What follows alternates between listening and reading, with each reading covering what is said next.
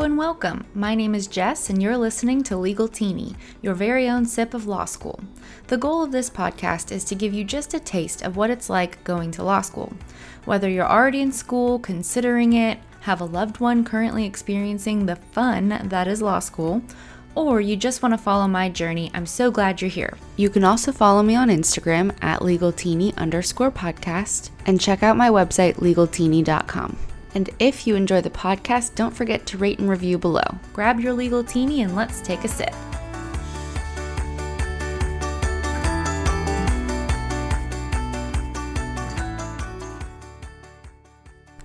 Good morning, everyone. Happy Thursday. Today on this podcast, I want to talk about why first impressions matter. Why does what you wear send a message? What do people remember the most about you? How can you control the messaging and take charge of your personal brand? Here are some tips and considerations to help set you in the right path forward and make great impressions. So my favorite quote, one of my very favoriteest, that's a word, quote, is by Maya Angelou. And she said, essentially, people don't remember what you say or what you do. They remember how you make them feel. And I've taken that quote everywhere with me because it's so true. Even just, think back to your memories of like your first job or people that you've interacted with in school or, whatever memories you have. You don't remember necessarily, maybe really memorable experiences, you remember what they say. But for the most part, you kind of just remember an aggregate of how they made you feel on a daily basis. So we'll come back to that. But why are first impressions important? People will determine what they think of you within 2 minutes of meeting you. Granted, you can certainly make a poor or a great first impression and change that later. I'm not saying your first meeting is the only thing that matters. On the contrary, consistency is actually the biggest thing here, but we'll get to that also later. But when you meet people in networking situations or in some social arenas and you don't get a lot of chances to make a further impression, you basically only have that first impression, that is when it is so critically important to make a great first impression, and people remember it. So think through sort of how you want to make people feel and work backwards from there. And keep in mind that everything you do sends a message, whether that's in the workplace or school or with friends or family. You're sending a message in the ways that you interact with others and the choices that you make. When I used to teach customer service to my staff at work, we talked a lot about how to make someone feel cared for and important. And, in the healthcare space, this was things like making eye contact, actively listening, doing what you say you're going to do, going an extra mile for the patient. So that was healthcare applicable. But when it comes to law school or working with coworkers, some of the same things apply. So let's take going to a networking event. You meet someone at a networking event and on the surface level, you don't really have anything in common. And so what you're trying to do and what you're, the whole point of networking is to draw connections. So you want to ask questions that aren't just like, how's your day going and what do you do now, right? You want to ask questions like, well, obviously you're going to ask, the basics of, where did you go to undergrad, where did you grow up, things like that, because that's an easy way. But you also want to ask them about tell me about work-life balance in the space that you're in. And then that leads into hobbies and what do you do to manage stress and cope with that. And then you can draw some similarities of oh, I really like exercise too. And I really find that it helps my stress levels. And then you've drawn these connections. You've had an interesting conversation and they'll remember that versus just another swarm, of people who are asking all the same questions. So I guess what I'm trying to say is that when you're networking, when you're building your brand, when you're doing all of these things, you want to leave a memory with someone that they are going to think back and think positively and that they'll be able to pick you out of a crowd.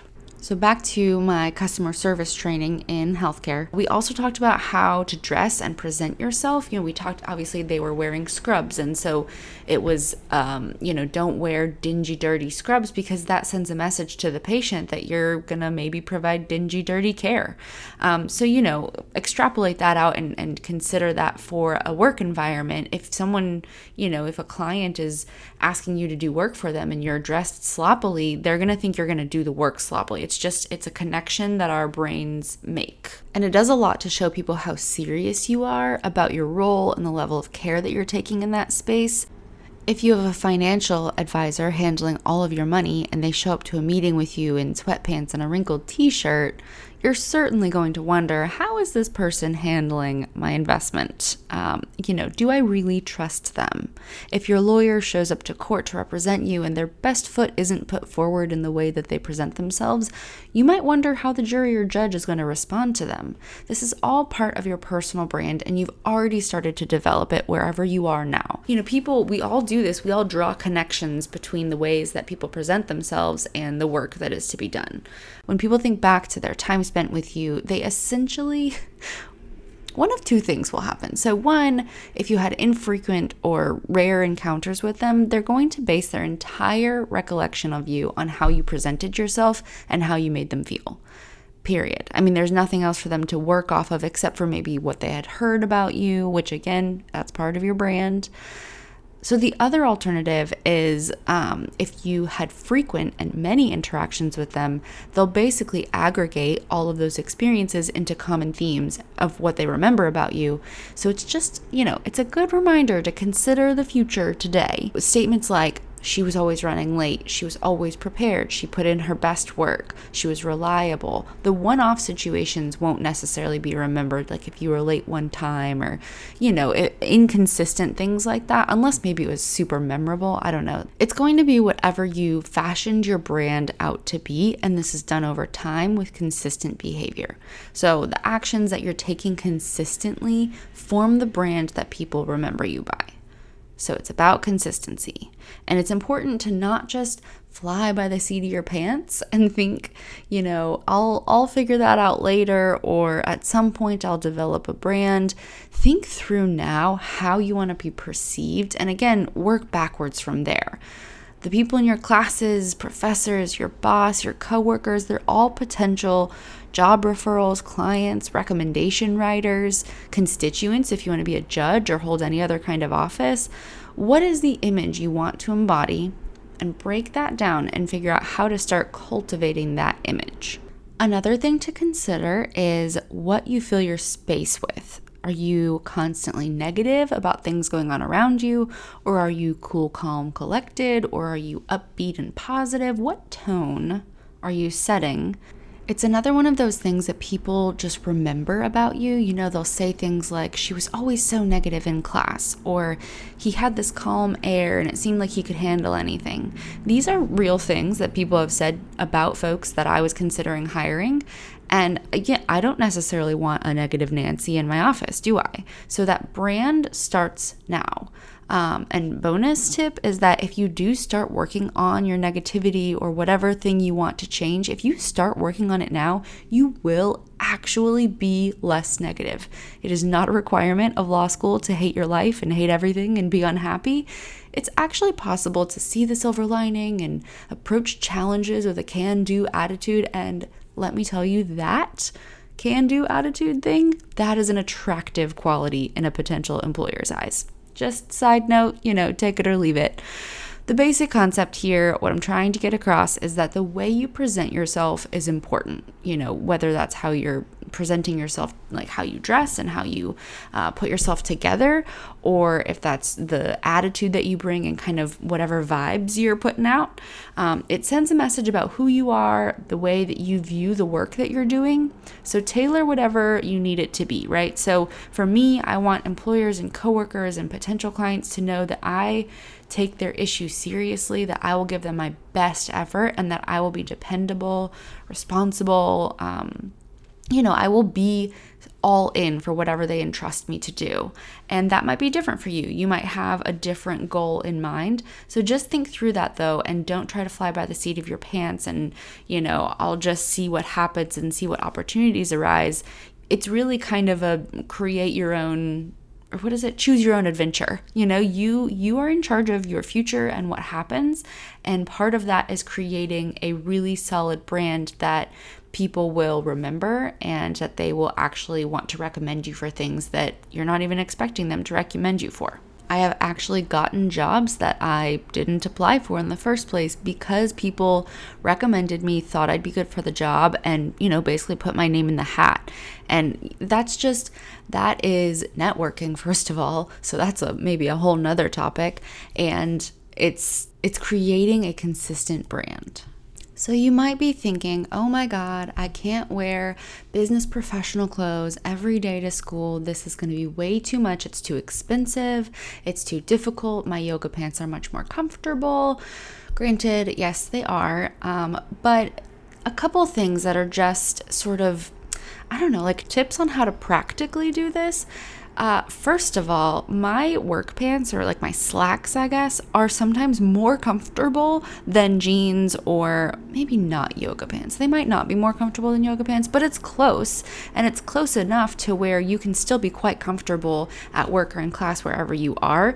So I would recommend finding some work pants, or just pants that are kind of on the nicer side, that are very comfortable, because then they're easy to wear, and you're not having to feel like you're zipped up and uncomfortable the whole class.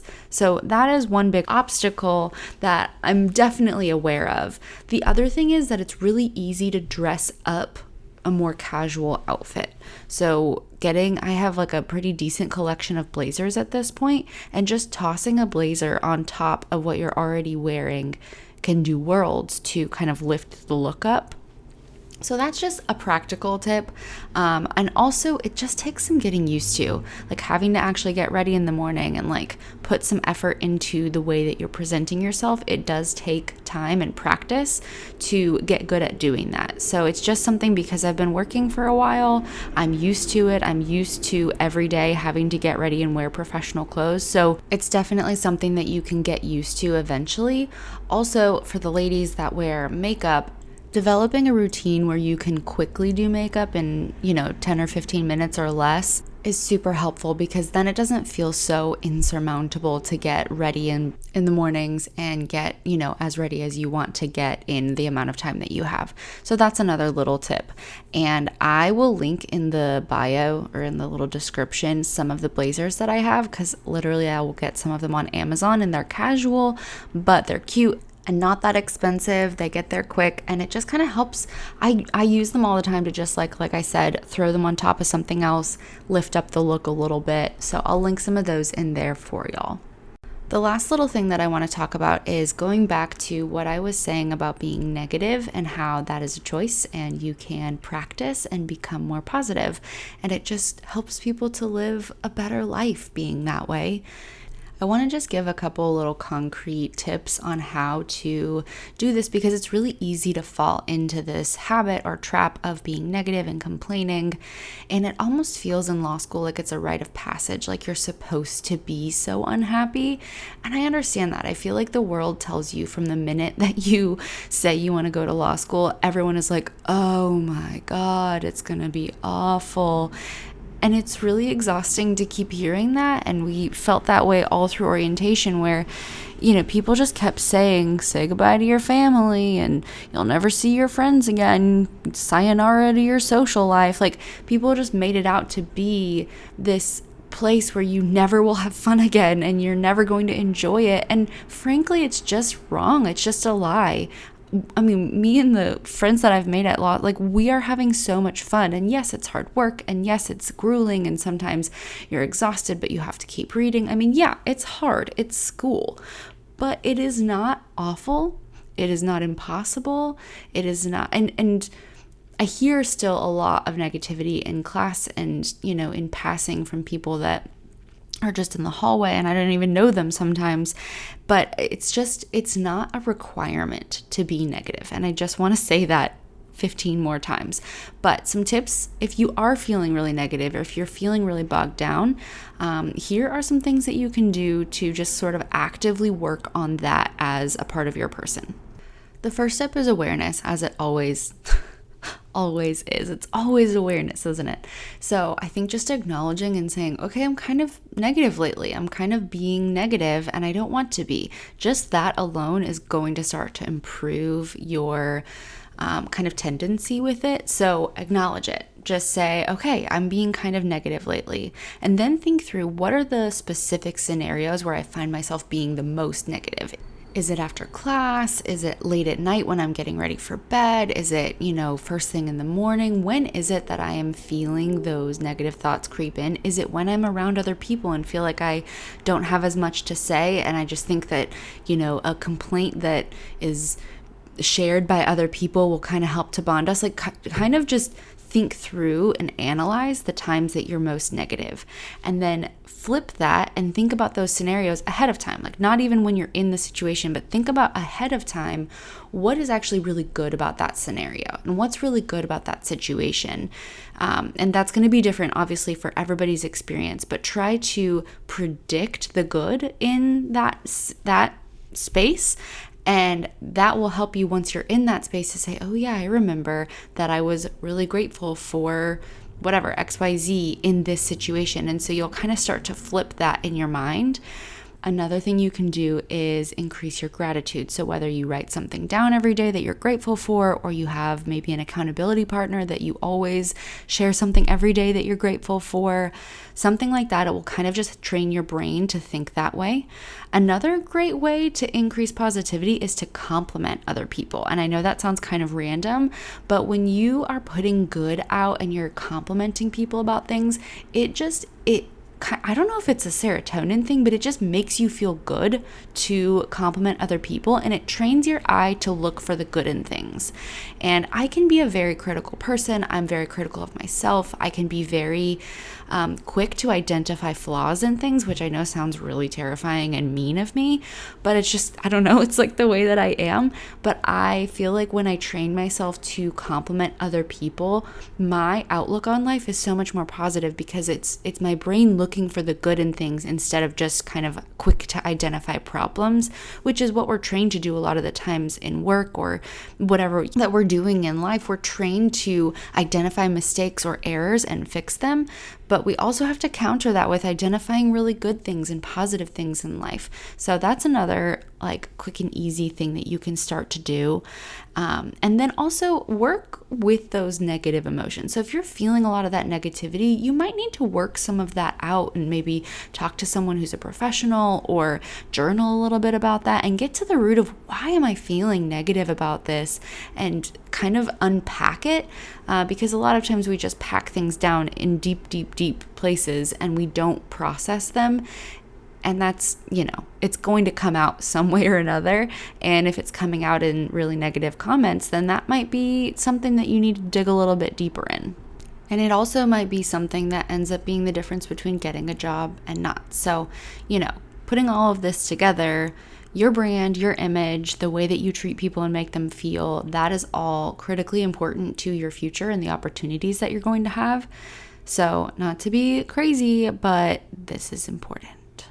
Well, that is all that I've got for you guys today. Thank you so much for listening. I love having you here. My Instagram, again, is @legalteeny_podcast. Would love for you to check it out. My website is legalteeny.com. There's all sorts of tools and resources on there for you. And like I said, I'm going to link some of those blazers in the bio down below so that you can check those out if you're interested. Please rate and review if you enjoyed this. I would really appreciate that. This has been Legal Teeny, your very own sip of law school.